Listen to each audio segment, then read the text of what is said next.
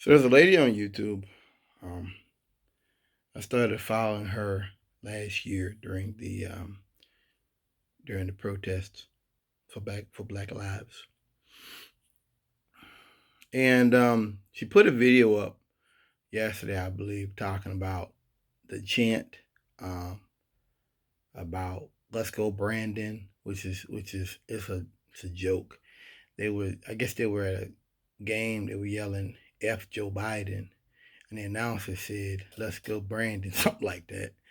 Um, and this lady, um, she says that I guess she was trying to be humorous. She says that the right doesn't know how to chant, and I kind of thought it was funny, and it stopped me. Something inside myself, it something just refrained from finding it humorous. The right doesn't know how to chant because the right hasn't had to be political in a long time on the grassroots. They haven't.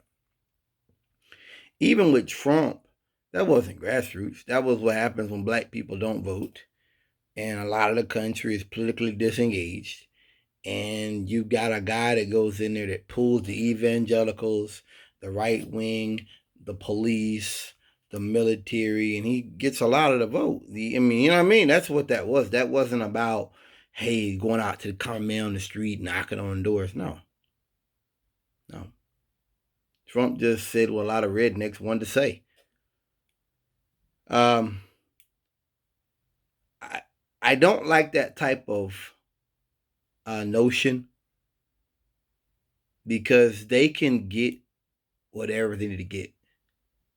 We're in a different political era, and I've talked about this in the past that we've never had the West Wing in America. That America's always been like this. It's just that Republicans, it's harder for them to cheat. It's easier to see things like right now as they do it. Um, I think that um, I thought about something. If someone told me, you know, went to the range, said, you can't shoot. I can learn how to shoot. Well, if you said, you don't know how to rappel, well, I haven't had to rappel in a long time. I can learn how to do that. I can learn how to drive race cars. I can start running again. I haven't ran a 5K in years. I could do all those things if I had. If I felt the need to do those things, and I had the money and the means and the time, I could learn those things. And that's the same thing with Republicans. We shouldn't make funny. We shouldn't find it humorous that they're rusty when it comes to grassroots organized. They haven't had to. They got the billionaires, they got the media. They don't need to. Michael Brooks once said that's why it was a Mark put up there, workers writ large. That's all you have. They will always be able to outmaneuver you with money. They will always be able to outmaneuver you with the media. They will always be able to outmaneuver you with the state forces, police, and things of that nature. They can suppress you. That'll always be the case. Throughout history, that's been the case for the left. But let's not fool ourselves into thinking that they can't get that.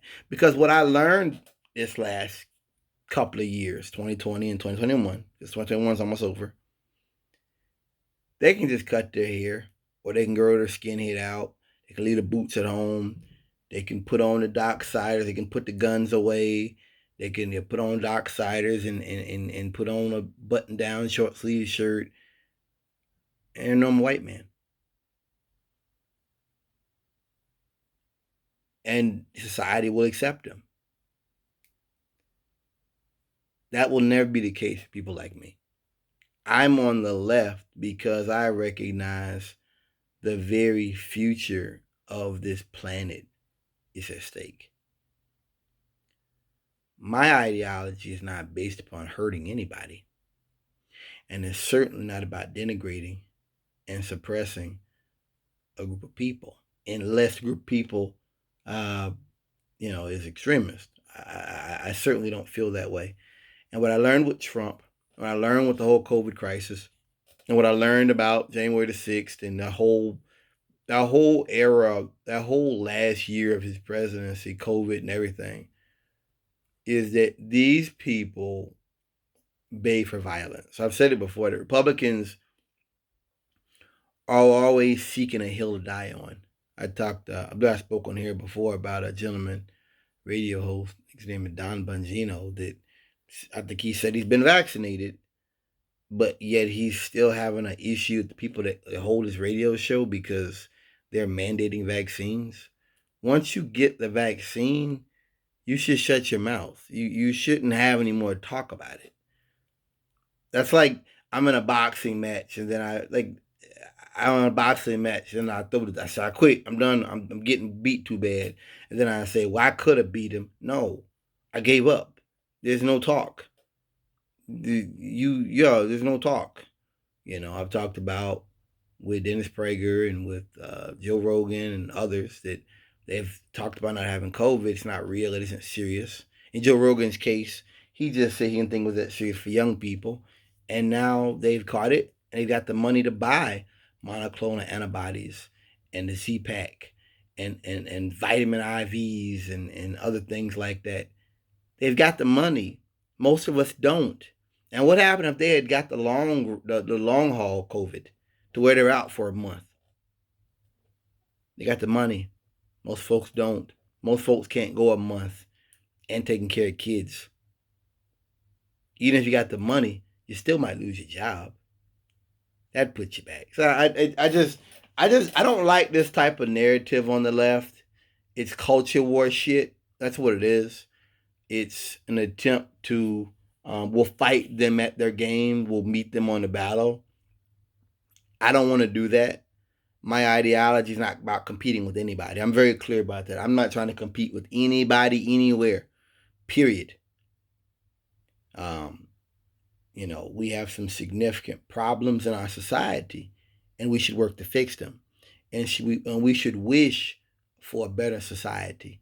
We shouldn't just wish to go out and fight people who have made their politics, made the bread and butter of their politics, strawman politics, and what I call throwing feces at the wall and seeing what sticks, and conspiracy theories, and I'm not interested in that.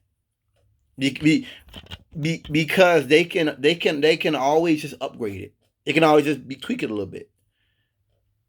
The goal, I think, for people on the left has got to be putting forward policies to better folks' lives, whether it be the cost of prescription pills. I know Bernie Sanders has spoke about that, how in some countries compared to America, you're talking about a 3-time increase in the price. Why is that? For the same type of drug, for Americans. That's it's got to be an investment in these communities and not an investment in war. I just that's my stake. That's where I stand at. Not culture war shit. Not what they're doing out there in Oregon where they're fighting with the Proud Boys on the street. No, man. No. That's not gonna work because they'll always win. There are searching for the hill to die on. They've got the guns. We don't. They've got the base around them that wants war. We don't. We don't have that. Most people on the left are just working stiff, just trying to make $1 and feed their kids and pay the rent. How are your policies benefiting their lives right now? Because for the right, anytime we get, they can just zoom off and talking about training bathrooms or how the vaccine's the mark of the beast and they got microchips in the vaccine and they're harvesting children for adrenochrome or whatever. And they can always go off into left field and go down the rabbit hole. You can't follow them there.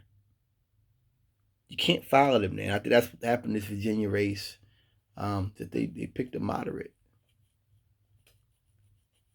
I don't know. Thanks for listening.